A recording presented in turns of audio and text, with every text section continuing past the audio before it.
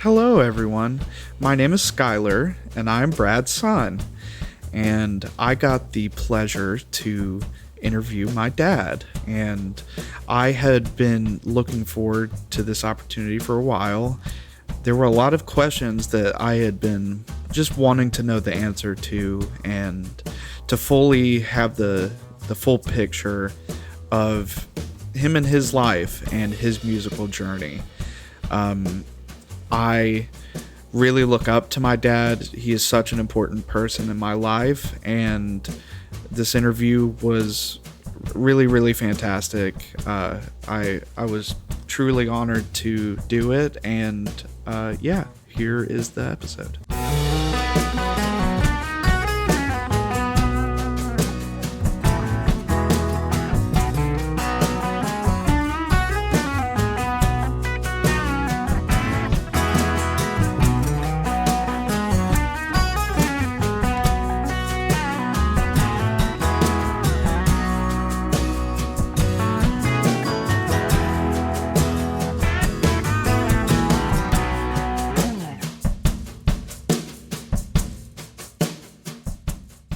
Hello. So I've been really, really excited to do this. Yeah, I'm excited about it too. I think I'm more nervous about this than any time I've ever done one of these. So it's really funny. Well, I'm just as nervous, if not more nervous. But it's going to be good because there's a lot of this information that I just have never found out. You know, there are a lot of things that I was able to experience just seeing and being with you. But I want to know how this all kind of connects. And yes. Yeah, absolutely. What I know, especially from what Nana has told me, is that, you were singing pretty early on, like even in the bathtub. Yeah. Yeah. So I guess what was that like were y'all always singing? Was it a thing that you just kind of started to do, or like how did that go? Yeah. So I think it's one of those things where it was around. Music was around, they all, Dad's family all played or sang, Mom's family all played or sang. So I'm sure, even before I did any of it, I was exposed to it. And the story goes is that, I had a little turntable when I was a kid and played, albums and stuff around the house. And then Dad came home from work one day and I said I wanted to sing a song, and he played it on the piano and sang, and it was a religious song, and I sang it. And I think I was a little bit younger than 2, and they just kind of looked at each other and said, okay, well, what's going on here, and when you consider that I'm like 95 years old, so how long ago that had to have been.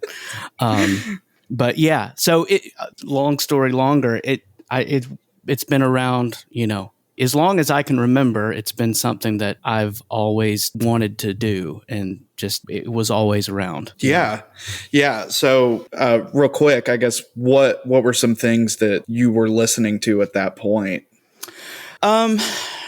Church music was a big thing. Mom sang in church, Dad sang in church, but they had very different musical tastes of each other. Dad was very much of the Merle Haggard, George Jones school of, old country music, which holds a very special place in my heart, but at the same time, Mom was listening to like 70s AM rock. So everything that we would consider yacht rock today, she was listening to that. The Doobie Brothers, Michael McDonald, Paul Davis, all of that stuff she was listening to.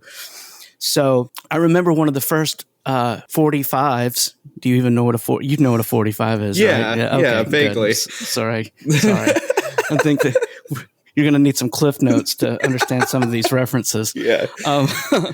I remember having a 45 of ELO, and I don't even know how I got it, but I remember listening to ELO And I just remember just that groove and that beat to it. And I even remember being really young, thinking how much the guitar mattered in those songs. Right? It wasn't just about the drums and what the bass was doing, but that guitar stuff was really, really important for the image of the DNA of that song, of those songs. Absolutely, yeah. How much of that? Because that, I'm sure, had a lot of influence in how much you listened to the Beatles too. Oh, absolutely. Right. Especially if we talk about Jeff Lynne. I mean, he was like the sixth Beatle by extension after Billy Preston, right? Because, I mean, had there been no Beatles and certainly no George Harrison, I mean, just think about how that influenced Jeff Lynne and everything that he did, and then him working with them. But yeah, that whole symphonic Beatles thing, I think, just translated well over to that ELO stuff. Yeah, definitely. But anyway, not to get too off track already. So I know that like one of the first I guess things you were doing regularly was the Georgia Mountain Fair and doing all of that. So was that kind of the first time you were singing in public, or how did that work?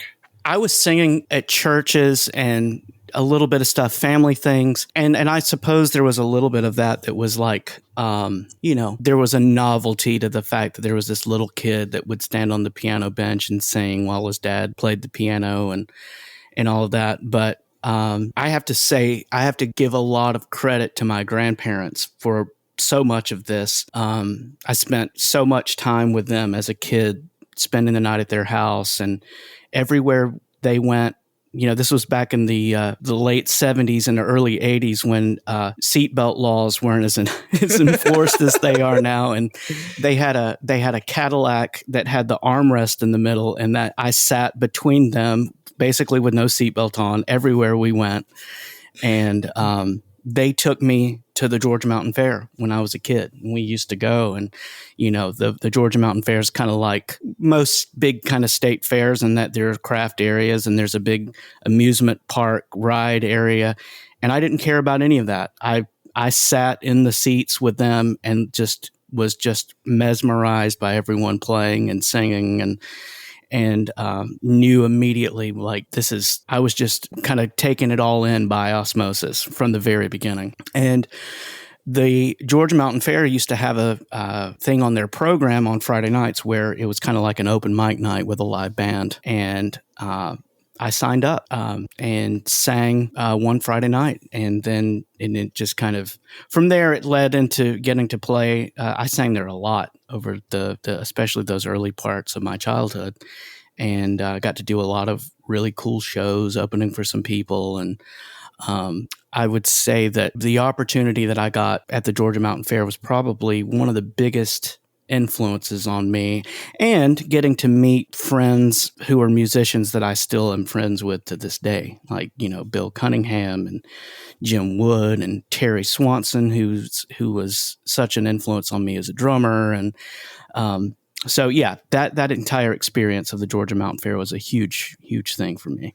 Oh, that's amazing. And yeah, I mean, to a certain point, those guys are like family, because they, you grew up with them, Yeah, absolutely. And I talk about that a lot on this podcast, in that, I've been very fortunate from the beginning to be around what I consider musical pioneers in the Atlanta, Georgia area that could have felt territorial or looked down their nose at this young kid who was probably not very good, and they just took the time to mentor me and to pour into me. And yeah, I'm forever grateful. And you're exactly right. The word family that's absolutely what it is. Yeah, absolutely. And so let's say after that, was it just church and I guess occasionally the Georgia Mountain Fair? What was there other things that you were doing at that point? So So when I was 5, I had already been, I think I was 5, maybe 6. The decision was made. I was going to go in and record an album. And we had met another name that I should have mentioned earlier, a couple of names, Howard Cunningham and James Childers, who, are so instrumental to the history of the Georgia Mountain Fair, Howard being Bill's dad, and then James Childers, who was an amazing guitarist and played in the staff band at Hiawassee at the Georgia Mountain Fair for many years. We went and recorded an album when I was 5. Maybe I could have been 6. But James played on that. My dad played on it. And then some other musicians in the Atlanta area played on it. So we took that and sold it up in Hiawassee. And then somewhere between 5 and 7, 8 years old, actually put together a little band. And my dad was playing piano. Bill Cunningham played steel guitar. Terry Swanson, that I was mentioning earlier, was playing drums. And then 2 brothers, Jim and David Tanner, guitar and bass players.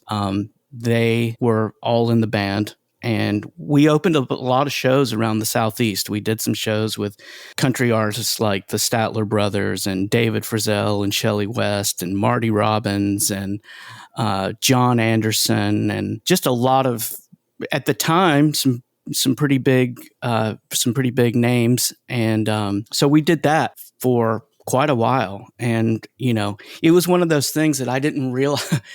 Looking back on it now, I realize kind of how crazy that all is. And at the time, it was just kind of what we were doing. I'd go to elementary school during the week, and then we would drive 4 hours to South Georgia to play a show at some big venue opening for one of these artists, and then we would drive back home, and I would go back to school the next week. It was, oh my gosh, it was really cool. And I suppose I was so much of just being a kid, I didn't realize it, but I wish I could go back and just experience those moments again. And because those were really cool moments to get to do stuff like that. It really was. Yeah, absolutely. I actually didn't know that.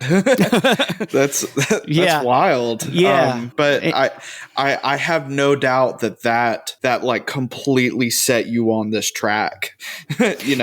Yeah, absolutely. And I think that and of course I was a nervous little kid to go on stage and sing in front of all of these people, but I don't think I was as nervous about it as maybe I should have been, and I'm glad that I wasn't. Yeah. Right. I was so naive to the fact of what was going on, and just kind of went out there and did it. And it was I've been so lucky to have met so many amazing people over the years because of music. I owe so much of my life to the opportunities that I've had because of music, and it's something I certainly don't take lightly. Absolutely. So yeah, to answer your question, it certainly did set me on this path of just being completely obsessed with it. Yeah. Yeah. Well, the thing that I've been waiting to talk about, I feel like completely connects here. And I really hope that you use some audio from it. What was the process of you wanting to go and do Star Search? Well, I may remove the part where you said you wanted me to put the audio in it, but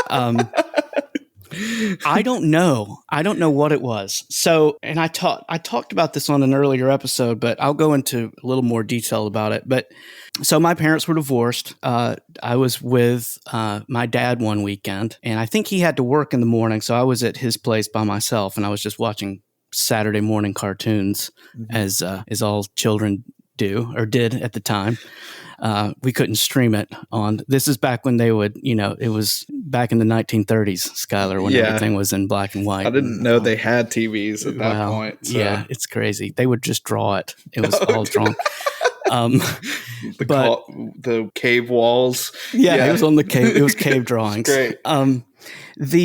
Anyway, there was an advertisement on a commercial that they were doing an Atlanta audition for Star Search, and I don't know what it was. I thought, you know what? Maybe I want to do that. Maybe I want to go and do that audition. So, I'll go back and talk about this I can talk about this in a little bit, but when I was 11, I recorded a second album in Nashville. Right. So it was a really good recording, great players, good production, it sounded really good. So I sent in a track from that, and it was kind of like you mail in a tape, they weed down to, I think it was like 4 junior vocalists in the Atlanta area. And I got picked to go and do that audition, and didn't really think too much about it at the time. I just thought I was just going to go do it, and it was at Greenbrier Mall, and it was like out in the middle of the mall, and it was a stage in the round, and you sang with the track. You had to provide a track. And I mean, this place was packed with people. And I did the audition, or did the performance, and won. It was crazy. I won. Wow. And was not expecting at all to win. But so then the next week we went to a studio in Atlanta, and I videoed the same song again. And then they said, all right, we're sending it to New York for the next round of auditions. And I didn't think anything else of it. I thought that was it. And I don't even know how much time went by until my mom got a call from California, and they said that I had been selected to be on the show. And so I was 12 when we flew to Hollywood, and I recorded the episode, lost on the episode, and then flew home the next day, which was my 13th birthday. I turned 13 on the plane flying back to Atlanta, having lost on Star Search. It was an amazing experience. I had to get a California work permit,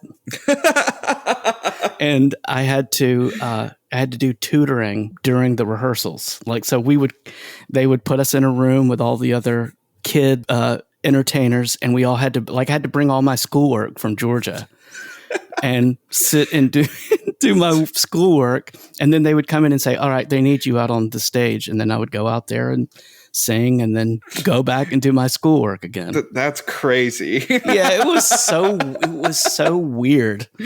But yeah, it's funny. It's one of those things that, like, I just immediately can remember it. Just all of that whole thing when it went down. I mean, it was such a big deal. And I was just going into 7th grade. So seventh grade was middle school for me. And I was in the short kid that looked too young, and I was in the pet band, and trying to figure out who I was socially and that whole deal going into middle school. And then this all happened, and it was just a really wacky time. Yeah, just all of that happening. I'm sure when you went back to school, you were kind of treated like a rock star. It was crazy. Yeah, I remember someone like signing my yearbook saying, like, you were on Star Search or something like that. I'm like, yeah, no kidding. Thanks. I'm glad you wrote that down for me. Thank you. Would have forgotten. Yeah.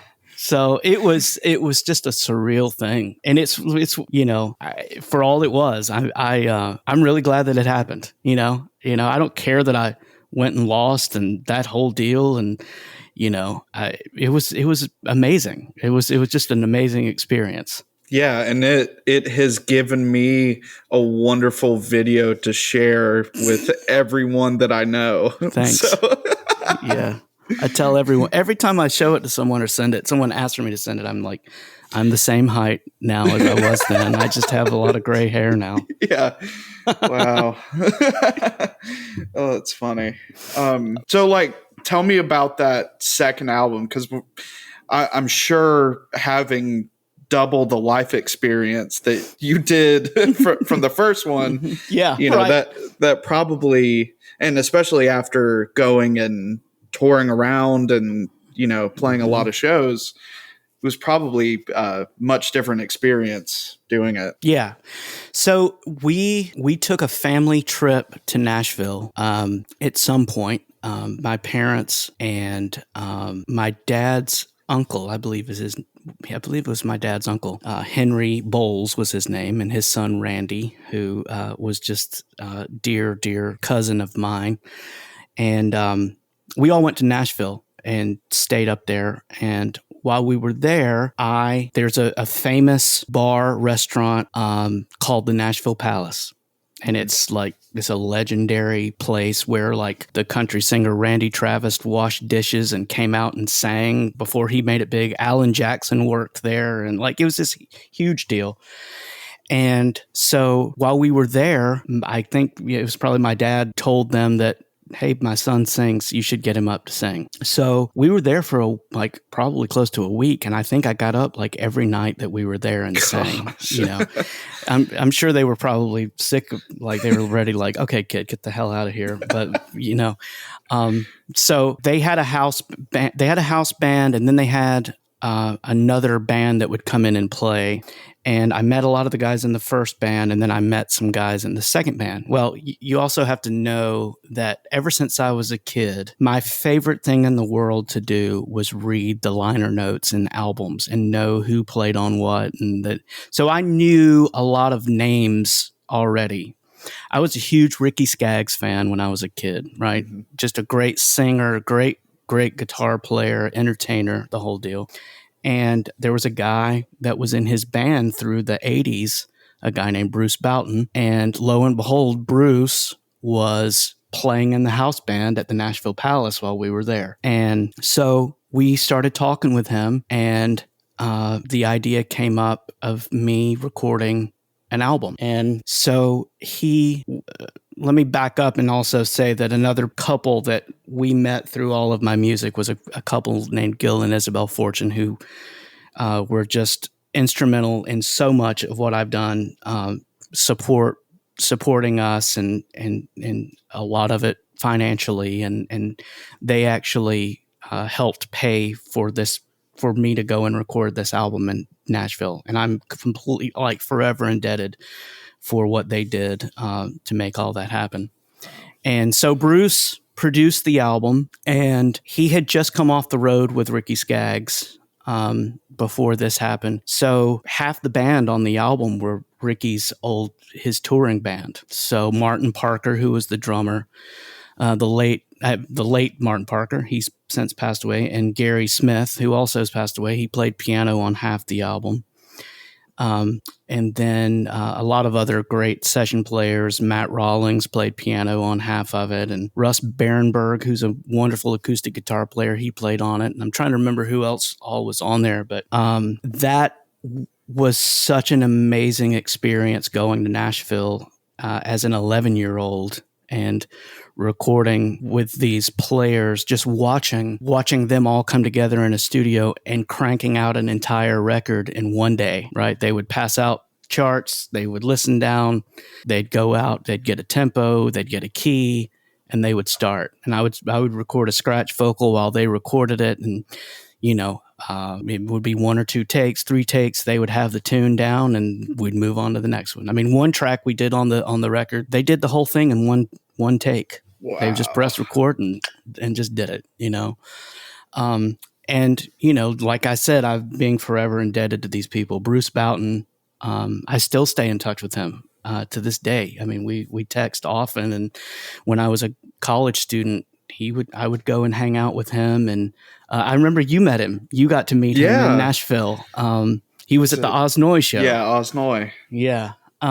Bruce he has always been such an amazing support for me, and I'm so indebted to him as well. You know, I just feel, and you'll probably hear me say this a lot, just how many of these people that have been on my path that have just put in time with me when they didn't have to, but they chose to, you know? Right. And Bruce is certainly one of those people, and I'm forever indebted to everything that he's always been for me. Yeah. I mean, it's so awesome to see this theme that, you know, you just had so many supportive people, both, you know, in the family and outside of it, that were, you know, really on your side. And I think it's also a testament to, you know, they wouldn't have done that if they didn't think you had something, you know. Well, that's kind. So, you know, you obviously, since kind of day one, were good.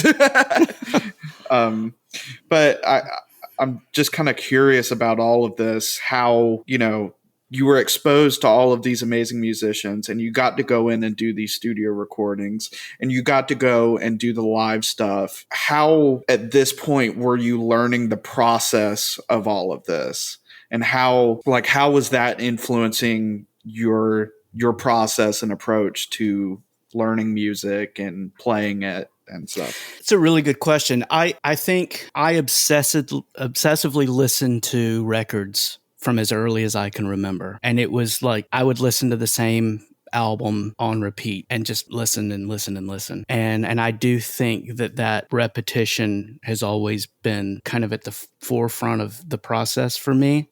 And, you know, while a lot of kids my age were memorizing lyrics to songs that they would hear on the radio, I was more obsessed with memorizing the notes to sing the guitar solo that someone played or the drum fills that someone played. And I think that just trying to pick apart all of those different pieces inside the songs it's always been an important thing to me. And I think it was one of those things I didn't realize what it was doing at the time, but it was informing the later version of myself to know how to learn songs or how to explain songs maybe to someone I was playing with or whatever, you know, coming at it from a listener and someone that appreciated music first, right? Mm-hmm. To play or sing a song the way you would want to hear it as a listener, right? Because if you go into it that way, instead of maybe trying to go into it to show someone everything you know how to do, mm-hmm. if you go at it just trying to be someone who loves and appreciates it, I think the intention is going to be honest and pure. Does that make sense? Yeah, absolutely. And and this is something that I had written down, but I especially with that information, you know, how do you kind of reconcile like utility versus creativity, and like how much of that is you as a musician saying I want to do this, and how much of it should be to like honor the song? Well, I think that there is a certain amount of release that has to go along with being a musician.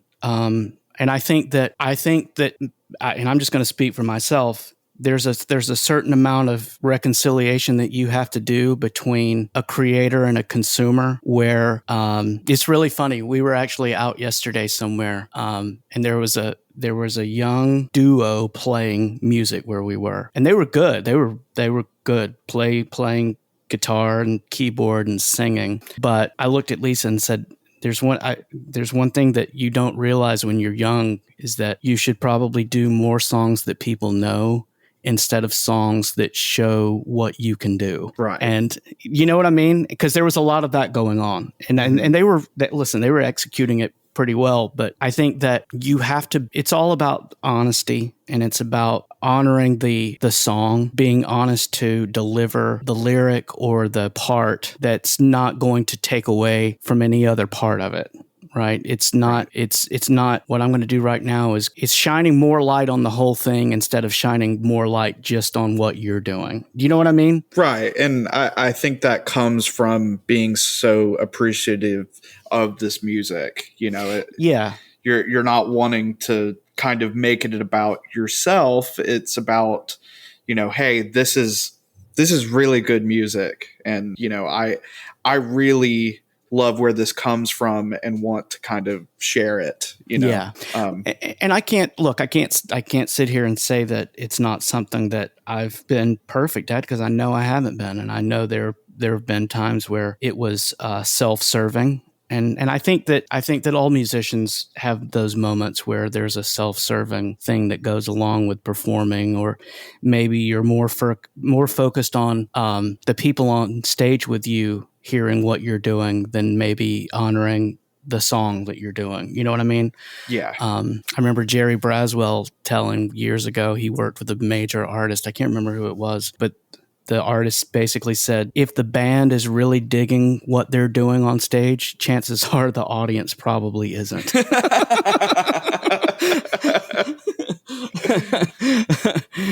And that's always stuck with me. Like, oh yeah, I kind of get that, right? Yeah. I'm not saying you can't live in both, universes there with it, but you probably don't need to be showing your resume on every song, Right. Yeah. Yeah, because that's not really the point. That's really it. That's it. It's not the point. Yeah. Yeah. So I want to talk about the thing I think we share most in common, which is the Atlanta Braves. The Atlanta Braves. Right now I don't want to talk about the Atlanta Braves. Oh my God. Yeah, let's not talk about the Braves. Yeah. All right. The Philadelphia Phillies. No. So I want to know kind of how you got into playing percussion. Yeah. I think that's it's like as much of a part of my world as a musician as anything else, right? I don't do it as much now, although I say that I haven't been playing a lot of music since we've moved to St. Louis, but probably 50% of it has been playing drums, which has been kind of fun. But to go back to what a name I said earlier, a guy named Terry Swanson, who was a drummer at the Georgia Mountain Fair. I idolized him as a drummer when I was a kid and watched him play and talk about someone playing to the song. I mean, he was just he just did that as well as anyone. And I don't remember when I got some drumsticks. He actually may have given me some drumsticks back when we used to go around playing those shows that I was talking about. But when I was in elementary school, we had an elementary music class, band class. I think it was in 5th grade. And I started playing percussion then. And my mom went to Ken Stanton Music in Roswell, Georgia, and got a Ludwig snare drum on rental for me. And I didn't do too much in elementary school. We didn't have a dedicated band teacher. We had someone that kind of went around to all the different elementary schools in the county. Mm-hmm. So he wasn't there too much. So I didn't get to do too much with that part of it. But when I got to middle school, went to South Forsyth Middle School. That was the first year that South Forsyth became a high school and I believe a middle school. And it was it was on the same campus. So it was grades 7 through 12 on one campus, which was really bizarre, especially if you consider how big that high school is now. Right. I think there were like 12 or 13 people in the graduating class that year, So I got to middle school and we didn't have a marching band. We had a pet band. So we would just go to all the varsity football games and play in the stands. And I played cymbals. But I had a band director starting in 7th grade by the name of Steve Ferris. And, again, and I'm going to talk about some people in this part of my musical life that I can't overstate the importance of them. And Steve is certainly one of those. And he was, I think at this period in my life, I also think that there were men placed in my life that were so important to me as a father figure. Because my parents were divorced. I wasn't around my dad too much at this period, right? And Steve stepped in, and whether he realized it or not, and just was that so much of an influence on me. I mean, to the point that I was in middle school for, I don't know, a few months at South Forsyth when I went and did that audition at Greenbrier Mall for Star Search, and he came that night. I didn't even know that until the next week that he was even there. He drove all the way down there to be at the audition. And I've never forgotten that because it's something I'll never forget that he did that. He was very old school. His dad was a very respected band director who also taught at Brevard Music Center. Very respected conductor, band director. And Steve was very old school. And I am so thankful that I got to learn from him. He pushed me and all of us, so incredibly hard. And so I started playing a lot more in 7th grade. And when I was in 8th grade, I made district honor band. I wasn't taking any private lessons at the time. There were a couple of older percussion students at the school that I really watched what they did and kind of played and would watch what they played, and then I'd go home and practice it, and then I'd come back the next day and try to be a little bit better. But I made district honor band in 8th grade, and Steve was very, very encouraging for me to take private lessons at that point, and that's when I started taking private lessons with another important person to me, and that's Tim Howard. Yeah, absolutely. Yeah. So yeah, tell me about your experience with Tim. You know, I know he kicked my butt. Yeah. But Tim is like in the North Atlanta percussion world at that period. Tim is like one of the most important names ever. And Tim is still a music educator in Atlanta. He teaches at Westminster School. And but when I studied with him, he was teaching I think he was the drumline instructor at maybe close to 5 different high schools at the same time, teaching at middle schools, and then had a very big private lesson studio as well. And I just remember going into my first lesson with him and him just wanting me to play. And then he said, all right, here's what I want you to do. I want you to go home and I want you to play a double stroke roll on this part of your leg for 5 minutes without stopping. And so when you come in next week, you're going to play that double stroke roll on your leg for 5 minutes without stopping. And I thought, oh, okay, it shouldn't be nothing, right? What I didn't realize is that was the part of your leg where you can't bounce it. So you were having to use the back 3 fingers of your hand to pull in the sticks. And that was the longest week of my life trying to work that up for him. And I remember going back the next week and being able to do it well enough to get through it, but then realizing, oh my gosh, how much I have improved in 1 week having done that it changed the path for me. And Tim was that and then some for me. Just like Steve Ferris was, that he kicked my butt. He pushed me harder than I realized that I could go. And, you know, we were doing rudimental snare drum, concert snare drum set, mallets, timpani.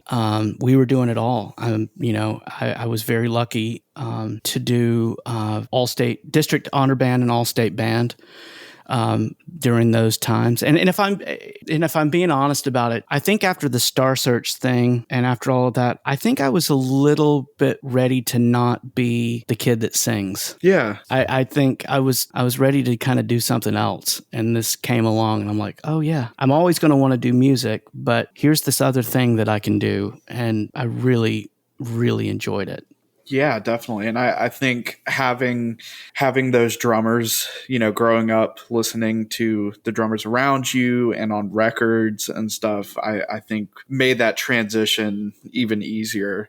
Yeah, absolutely. Yeah, it absolutely did. But I kind of want to ask how much, because I know when I started studying with Jack, that like changed the game for me. But how did taking lessons change you, and did that, the discipline of that, and how did that impact things going on not in music?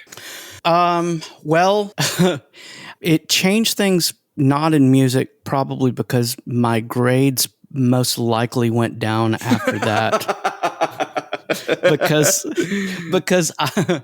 because I was completely obsessed with it after that. I think having a private teacher is the most important thing in the world, more than anything to have. And whether that's a personal trainer, whether that's a leadership coach, whether that's a music teacher, whatever, having someone that you are professionally accountable to is really important. And knowing that I was going to roll into my lesson every week and Tim was going to know if I practiced or not. And if I didn't practice, he would be like, all right, now don't waste my time. All right. You're paying for that. Your mom is paying for you to have this drum lesson. Don't waste her money. Yeah. And he had no trouble saying that to me, to the point where when I started teaching lessons, I mean, it felt good to get to say that to someone else. Right.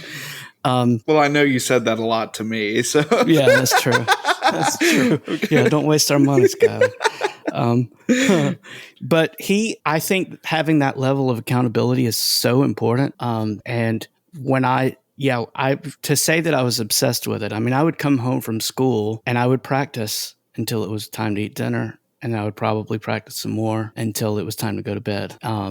And then it was just rinse and repeat, and I always joke about it and say, you would think as much as I practiced, I would have probably turned out to be better than I did as much time as I spent. But yeah, I mean, and you understand, I mean, you did the same thing. I mean, it's like, I just couldn't get enough of it, playing. Yeah. It was just, yeah, I mean, my grades dropped as well as you saw, but yeah, I mean, it's just like it was kind of all I could think about, Yeah, it absolutely is. And once you, it's one thing to get better at something and not realize it, but when you can notice in your own playing, whoa, I couldn't do that like a couple of weeks ago, and now I can. That's some serious payoff and some serious gratification to say, wow, and then it gives you that encouragement to, to keep doing it.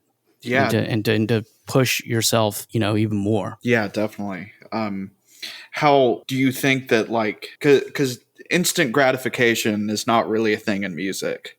Like you have to put so much in just for a small amount of payoff, really. How did that go with learning that? And, how easily frustrated would you get with practicing? Or, I feel very thankful that I grew up when I did, and for everything that I love about the world of anything you want to know being accessible and available at any moment of the day. I love that for what it is. But I also think that there's a certain instant gratification in the world we live in now that if we want to learn how to play something, we can just go online and find a tutorial video of somebody showing you how to play it. And it doesn't require you to put on headphones in your bedroom and play along with a cassette tape until you figure it out on your own and keep playing it and keep playing it. You have to kind of go through the process of doing that, which is what it was for me. I had a drum set in the guest bedroom of our house, and I would come home and I would put headphones on and I would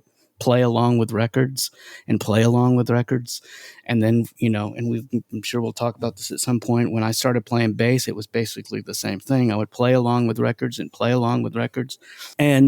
I think learning the fact that good things take time and important things take time is a huge lesson to learn. And the earlier you can learn that, I think the better it's going to be for you, Yeah, definitely. And pretty early on, you were able to kind of learn that.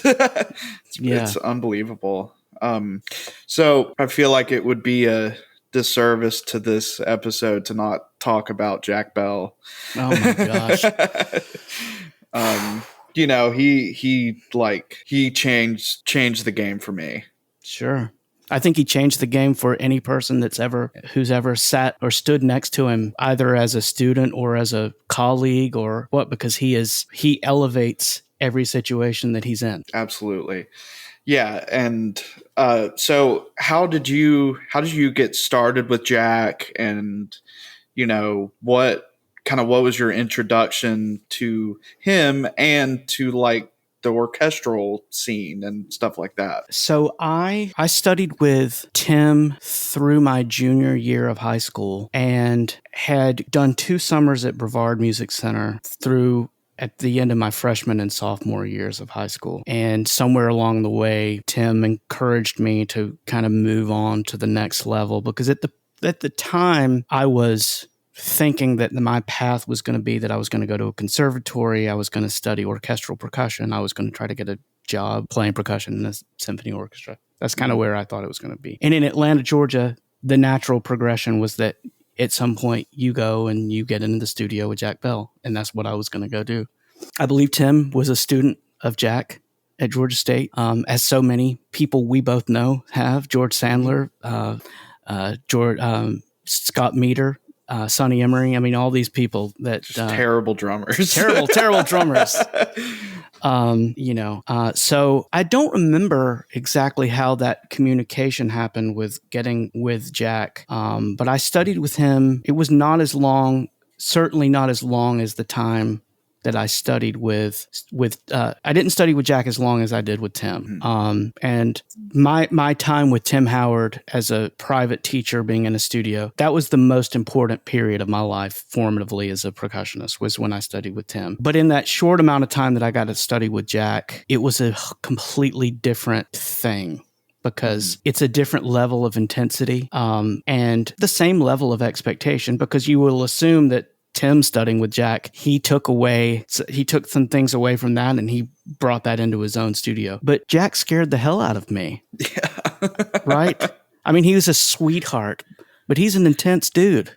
Right? Yeah. He's an intense dude. And I just remember going in and, like, you know, he'll sit there and say, I want you to play this etude. And, you know, you get 3 chances, and he'd smack the hi-hat if you didn't get it right. And, you know, after 3 chances, oh, sorry, we're going to add that to the lesson for next time. And I remember one of the biggest things I took away from that time with him is learning about orchestral excerpts. Yeah. And knowing what is involved with that, and the importance of learning interpretation and phrasing, and how much as a percussionist sticking matters, and how you, as a mallet player or a snare drummer or a timpanist, you need to think in terms of maybe a wind player or a string player. So you're not just banging out a rhythm on an instrument, but you're trying to make a piece of music out of it, and you're trying to make music out of striking the instrument.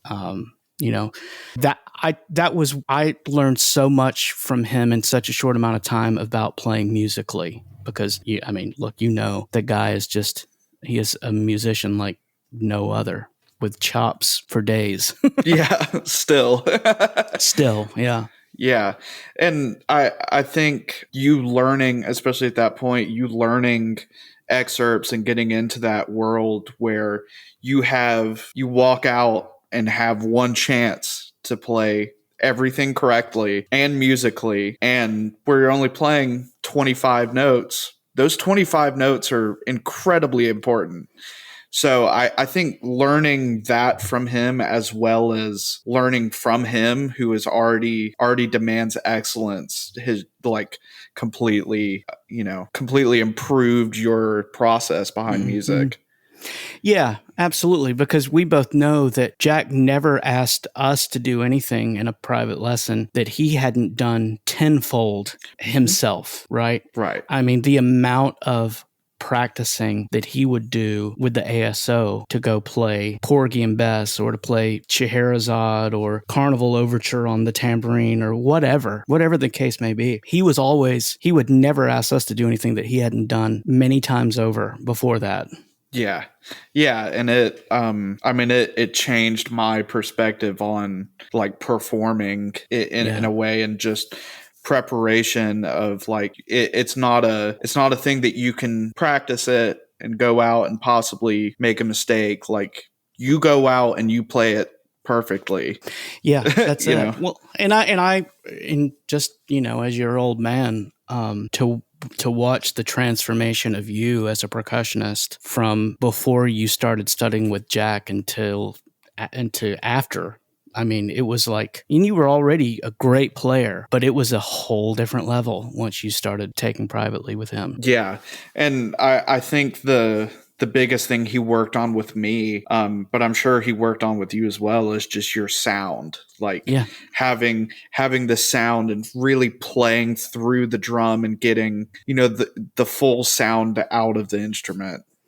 I think, and to go back to what we were talking about earlier about that, the patience that's required in the process. I think what the mistake that a lot of musicians make, myself included, is that it's like, let me learn the notes first, and then I'll get the sound later, right? Let me get the technical part out of the way, and then I'll learn the tone, and it really needs to be the other way around. It does. That if you define the sound, and I think this is on the voice, on your voice, it's on if you're playing any instrument, getting your sound then translates to everything that you're playing, right? It's so much easier to adjust the interpretation of how you play something if you already have your sound defined. Right.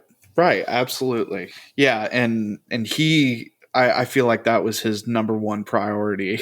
Really. I mean, Absolutely. I'm if I remember correctly, that was one of the first things we worked on, and it was over half the time that Yeah. I studied with him.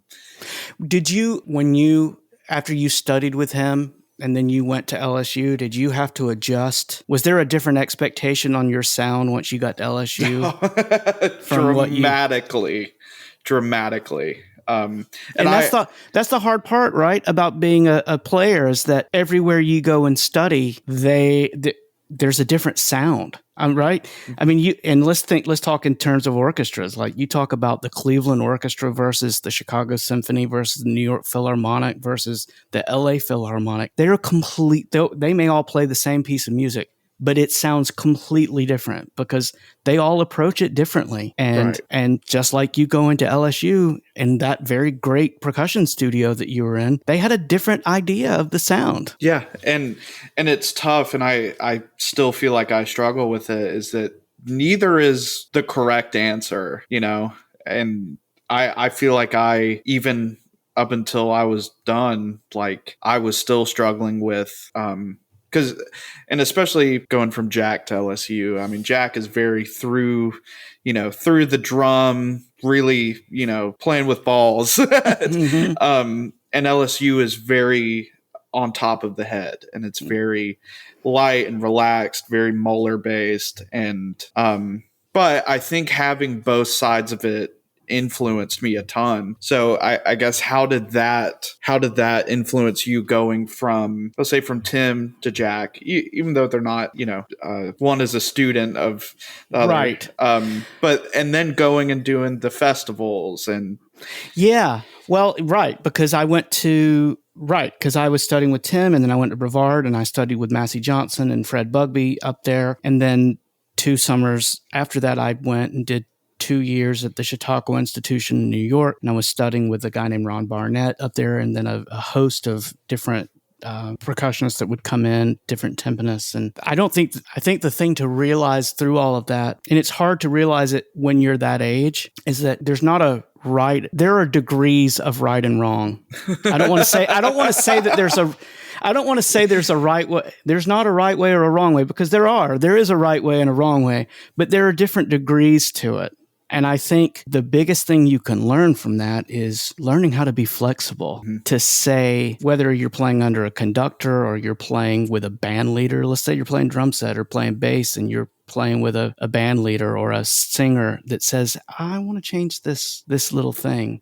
Having the flexibility to be able to make those adjustments on the fly is super, super important. And to know, or I can't go in and aim for the floor on my snare drum if I'm playing in a small jazz club or in a small little room. I have to know how to play and make it feel good at a low volume, or I know how to make it sit behind the beat with this person, or maybe sit on the front of the beat with this kind of music. I mean, there's just so much going on with all of that learning how to do all of that stuff early, I think, is super important. Yeah. So what taught you that lesson the most? Getting yelled at a lot helped. Working with really intense conductors did that a lot. Mm-hmm. Working with being the kid in the section helps a lot. Mm-hmm. Getting to play with people that are better than you, that have more experience than you, and not having a freaking ego about it. Not saying my way is the right way and I'm not going to adjust the way I know that your way may be the right way on one stage in one circumstance, but it may not be the right way this time. Right. You know what I mean? Right. And saying, I'm going to be flexible enough to make an adjustment this time and see what happens. And hey, sometimes it might be exactly what's needed, right? Yeah. Yeah. That's completely it. And I'm sure that was a thing you learned a lot at those festivals. So, oh yeah, I kind of want to talk about those a little bit. From what I've heard, there would be a lot of times where you were the youngest in the section, and you'd be in high school playing at in the college band, mm-hmm. or and whatnot. So just kind of take me through that and like, what was that like being asked, and how did that affect your preparation compared to if you were playing in a high school band?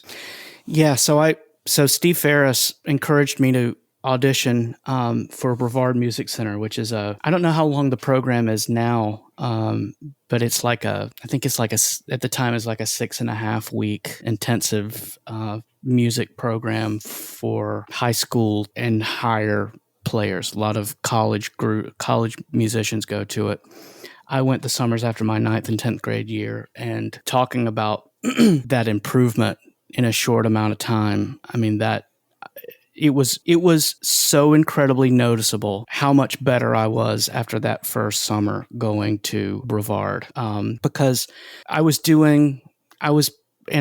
young and I was very inexperienced compared to a lot of those players up there.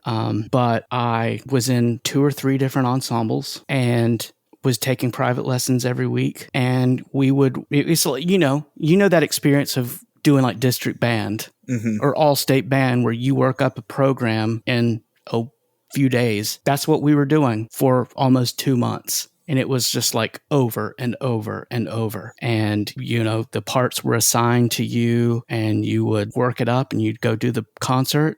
And the next day you would roll back into rehearsal and there was a whole different packet of music sitting on the music stand, and you would start over and learn a new concert.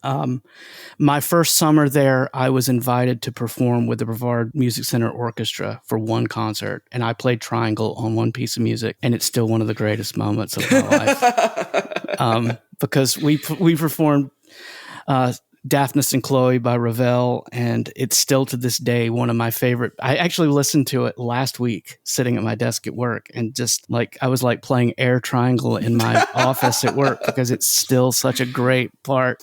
And I can't overstate the importance or the feeling of being a young person and having someone take a chance on you. Mm-hmm. And that's what they did. James Massey Johnson and his wife Carol Johnson were both in the BMC orchestra, and Fred Bugby, who was also a teacher there. And I went and played in that section, and I still remember it like it was yesterday. I mean, I remember it like it was yesterday getting to do that rehearsal. I was completely terrified. So I went back my second summer, and I got to play with the BMC like 5 or 6 times that second summer. And I do think there's a certain amount of it that they reward the people that are committed to coming back. So they let me come back, and they gave me some more opportunities. But like I played the chime part on 1812 Overture with them, and they invited me to play I played a ballet with them one time. No. Was it a ballet? No, I played an opera with them. It was my first experience playing an opera, playing in the pit. I was like 16. I think I was 16 years old, and I was completely terrified. But one of the biggest experiences I remember from Brevard, and then I'll move on to the next thing. This is going to probably be 2 episodes, by the way. Just, as much as I never shut up talking. No, it's awesome. We played a concert. I was in the symphonic band, and I had a very big chime part. And to say a chime solo, it was solo. It was not like there was a drone happening and like you were playing. There was nothing happening. And I didn't practice it. And I went to and performed the concert that night and completely just hosed the solo. And the next day I had my private lesson with Fred Bugby, and I had material that I prepared for my lesson, and we got into the studio, and he said, "Hey, before we start, I want to talk to you about something. I was at the concert last night, and I know what you were supposed to be playing during that solo, and you didn't, because you weren't prepared. And that type of work ethic is not acceptable as a percussionist or as a musician. And if you want to have a future as a musician, you have to be prepared." And I mean, here we are all these years later, and I still remember it. It was the greatest moment. It was the greatest lesson. It sucked at the time. I could have crawled under the marimba and died. But he handed my rear end to me, and I'm forever grateful for the fact that he called me out on the fact that I was not prepared. Let me tell you something. It was the last time I bet. ever had to say It was the last time he ever had to say that to me because I was prepared from then on. That's awesome. And it's so cool that like these people that were so influential on you, you know, how they really took care of you and kind of nurtured your music, but also kicked your ass and really held you accountable. That's it. Yeah, that's exactly it. I mean, it's like, it's not all sunshine and roses, and people telling you just how great of a job you're doing, right? It's like sometimes you have to be called out on it. And that was one of those for me. I mean, like I said, I still remember it to this day.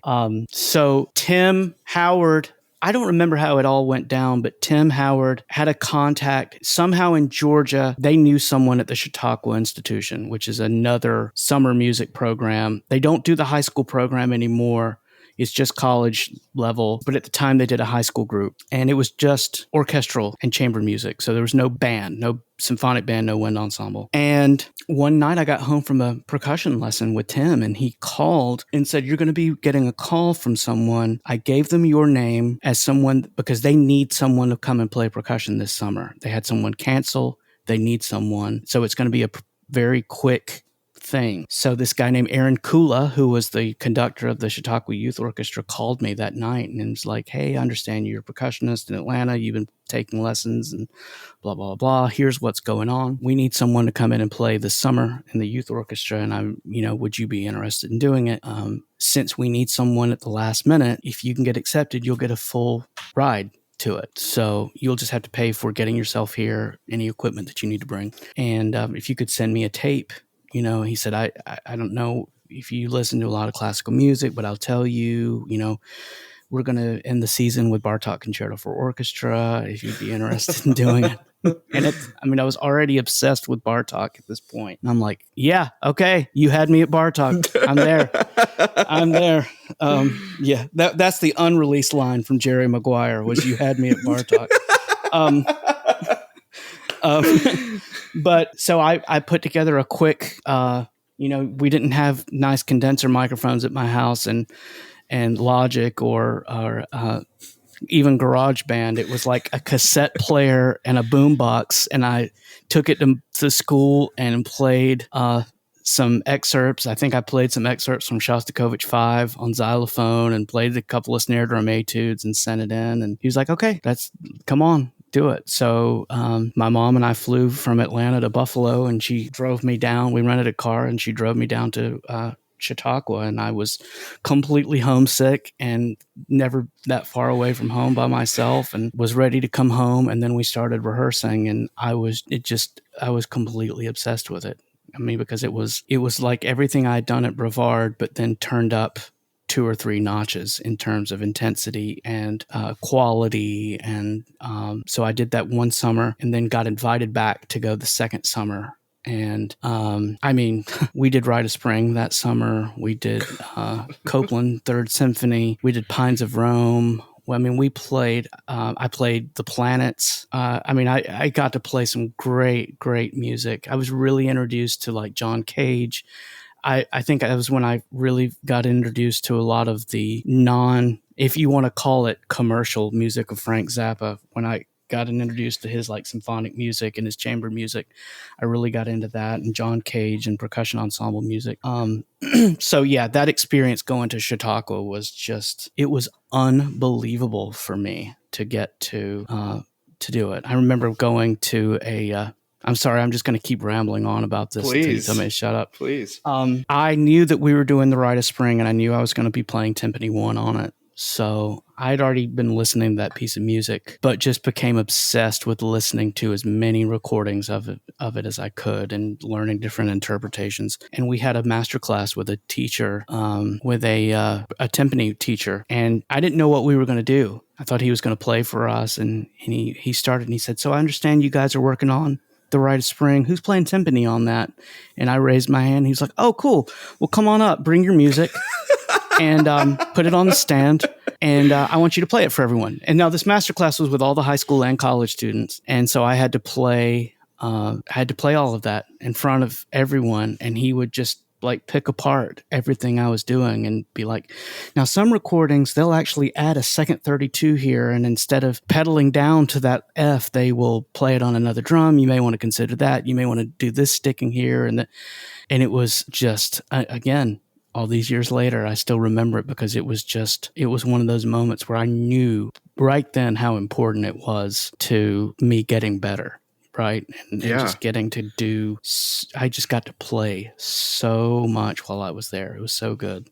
Yeah. And especially for the age you were, what, maybe 18? Mm-hmm. Yeah. You were playing one very, very difficult music, but dude, just such important music that most people don't get to play ever, you know? Yeah.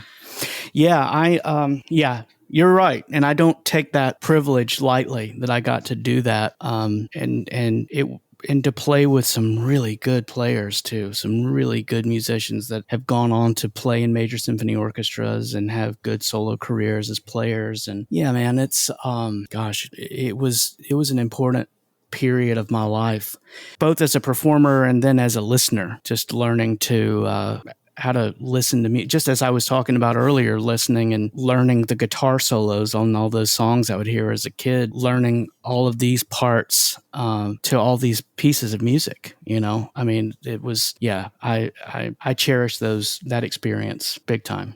Absolutely. Do you think the amount of music you were listening to, or I guess the amount of time you spent listening to music, do you think that increased over time, and like especially once classical kind of got in the picture?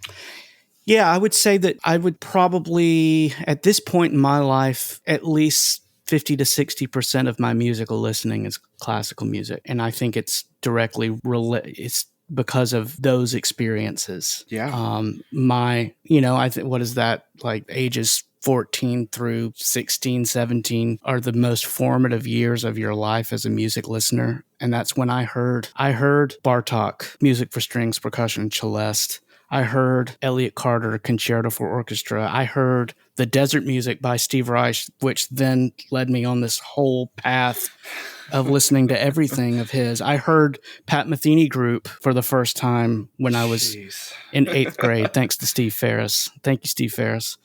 That stuff is still like it's my go-to to this day, right? And I heard it all in that short period of time. Yeah. So yeah, absolutely. Yeah, and it's awesome that all of that music you were listening to at that point just so happens to be Lisa's favorite music in the world. I for everyone listening to this, I just can't overstate how sarcastic Skyler's being right now about this, because Lisa's my best friend in the world and my soulmate, and I love her more than anything in the world, but we do not overlap very much in the music world, do we? No, it's I wish you could hear I wish you could have heard some of the things she said about the music we listen to. Yeah, it's and that's okay. I'm okay with that. Because I would say that while I don't listen to a lot of the music she listens to, I do have an appreciation for her appreciation of it. And I do understand. I don't want to be as much of a snob about it as I used to be. Right. Yeah. Yeah. I get it. And I like that me and you get to, go on and on about it, Right. Yeah. I have spent more hours talking with you about Steve Reich than any other planet or any other person on the planet. That's exactly right. Think, how old were you when we went to the Big Ears Festival in Knoxville? I was probably 12 or 13. It was like a few months before or after we saw Oz Noy in Nashville. So we saw Oz Noy with Keith Carlock in Nashville. We like made a day trip up there and then turned around and drove home. Yeah, it was a Sunday night. It was a Sunday night. And then we went to Knoxville also on a Sunday to the Big Ears Festival and saw Steve Reich in person, saw Johnny Greenwood, Adam Slawinski, and so percussion playing. And we saw Music for 18 Musicians performed live. And it's one of those moments, experiencing that with you, that I will remember on the last day of my life, because I wouldn't have wanted to experience that with anyone but you. It was amazing. No, me neither. And that is one of my favorite memories of us. And I'm very thankful that I have so many memories to choose from, Right. but just so many, it's just one of my favorite memories of us going and listening. I mean, when I went to college, I would talk to people just about music and stuff, my fellow music majors. And I realized that no one had really gone to any concerts. And I realized how lucky I was that I got to grow up with that, going to see Osnoy and Steve Reich and getting to see Nate Smith with Pat Metheny and, Right. but also just going to all of your gigs and stuff and getting to just kind of soak in those experiences I will always be thankful for that, Yeah. Well, and I got to do the same thing. I totally understand what you're saying. I feel the same way. Getting to do that as a kid with my parents and my grandparents, and those are important moments in your life as a musician, as a young musician, is getting to go and see your heroes, And I think, you mentioned about coming to my gigs, and I know we'll talk about gigs in a little bit, but, the best thing that I will ever take from all the great musicians that I've been fortunate enough to work with over the years are how cool they were with you, and how they just treated you like one of their buddies. They treated you like they did me. And, wanted you to come in and sit in with us, or just hang out, or, cracking jokes with each other. And, I just talked to Shannon Wickline the other day, and he was asking me how you were doing. And, it's just been amazing to see how all of these heroes of mine as musicians are all just great people that took up so much time with you. Yeah. Well, and it's awesome that you got that. I did. And I was able to receive that as well. Yeah. Yeah. And it was sometimes even tough because I was accepted so well with your musician friends. Like, I would go to school and just be like, what are y'all doing? Because hanging out with Mark and Jody and all of them, it was amazing. It was truly amazing. Yeah, it is. And it's no egos, nothing to prove, just people hanging out, being real people with each other, right? I get it. Absolutely. Thanks for listening to the Bandwich Tapes. I'm your host, Brad Williams. The show's theme is called Playcation and was written by Mark Mundy. Drop me a line at the email address, thebandwichtapes@gmail.com. Make sure to subscribe to receive new episodes of the podcast. And while you're at it, please tell someone else about the show. Thanks for listening.